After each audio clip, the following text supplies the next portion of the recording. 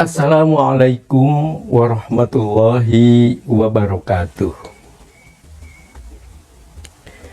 Menyambung paparan episode yang lalu tentang naskah Shohifah Madinah, Piagam Madinah,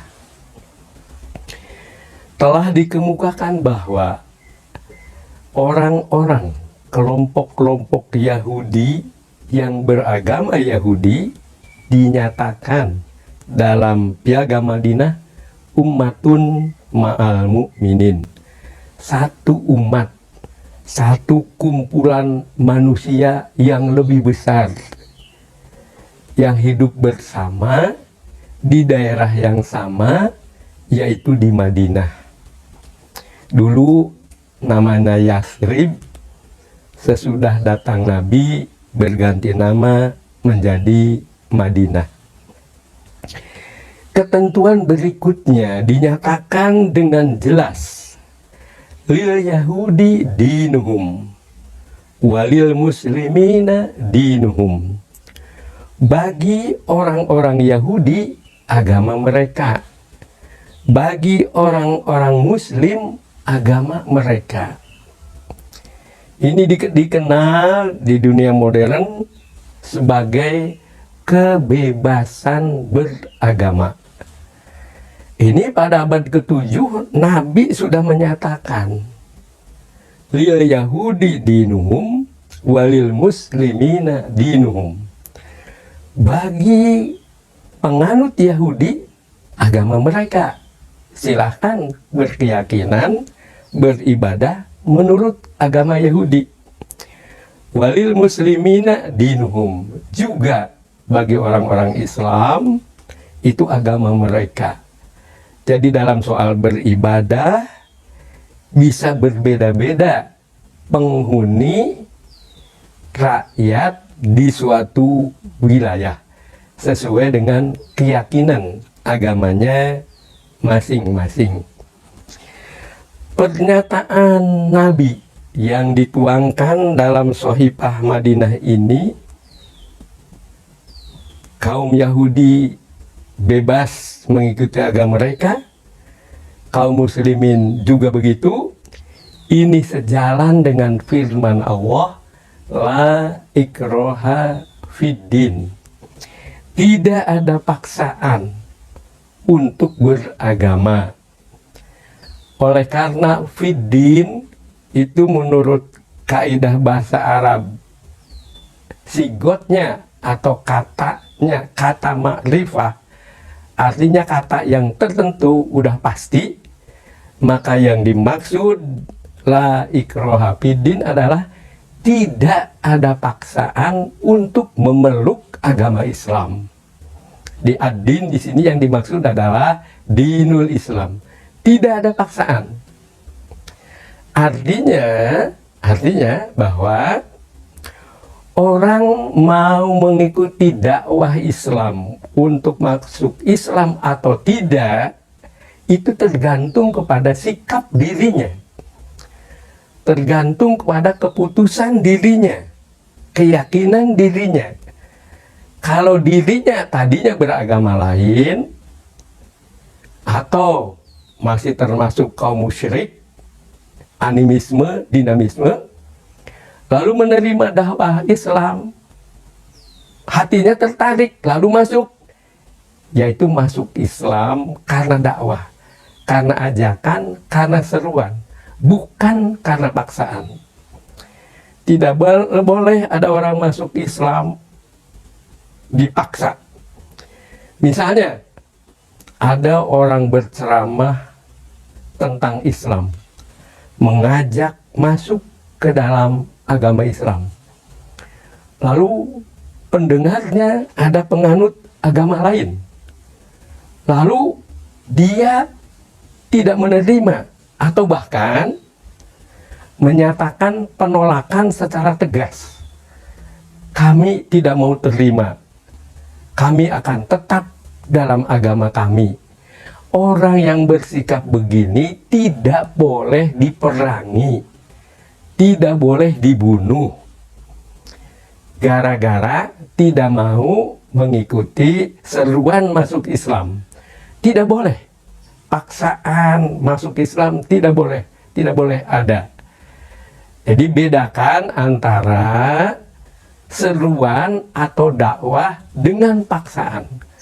Kalau dakwah itu kayak orang mengajar, kayak orang ceramah, yang mendengarkannya mengikuti atau tidak isi ceramah tergantung kepada pendengar.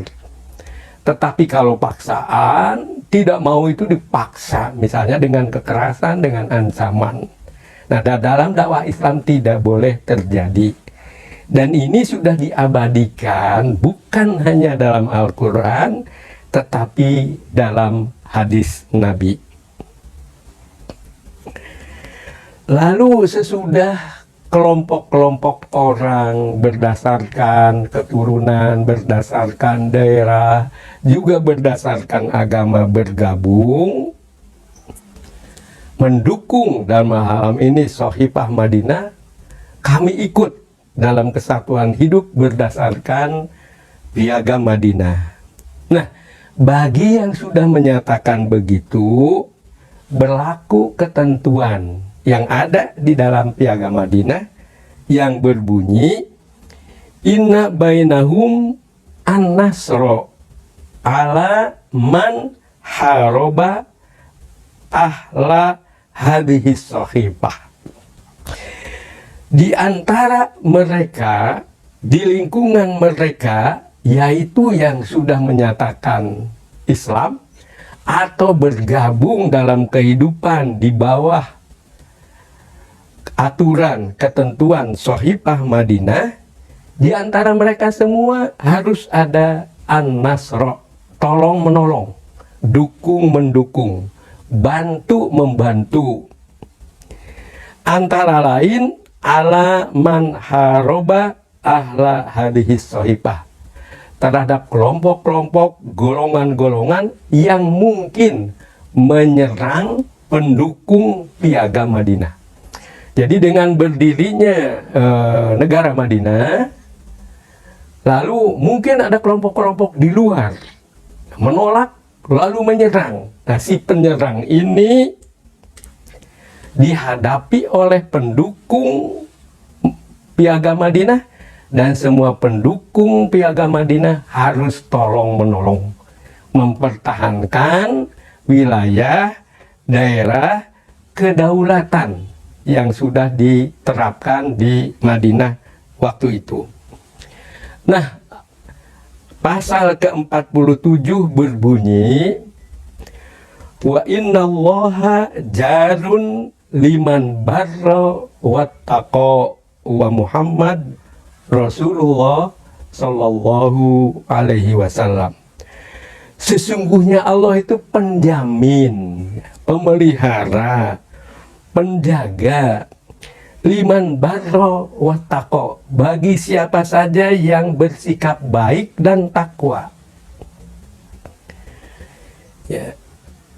Wa Muhammad Rasulullah, dan yang dimaksud Muhammad adalah Muhammad yang Rasul Allah. Di sini sebagai penutup ini, pasal 47 memberikan jaminan bahwa kepada siapa saja yang berbuat baik, rukun, damai, takwa. Takwa ini, kata takwa, tidak khusus bagi umat Islam, bagi kaum mukminin. Ini boleh dipakai untuk penganut agama yang lain, misalnya Yahudi.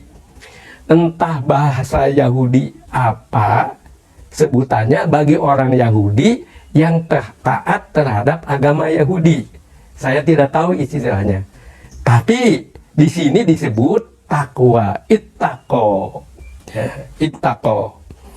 Ya, jadi harus bersatu itu kelompok rakyat yang sudah mendukung Piagam Madinah, hidup di tengah-tengah kota Madinah, kemudian satu sama lain saling tolong-menolong, antara lain dalam menghadapi musuh penyerang. Itulah ketentuan, beberapa ketentuan yang ada di dalam naskah Piagam Madinah. Sebagian dari isi tadi akan dibandingkan dengan bagaimana naskah Undang-Undang Dasar 1945. Wassalamualaikum warahmatullahi wabarakatuh.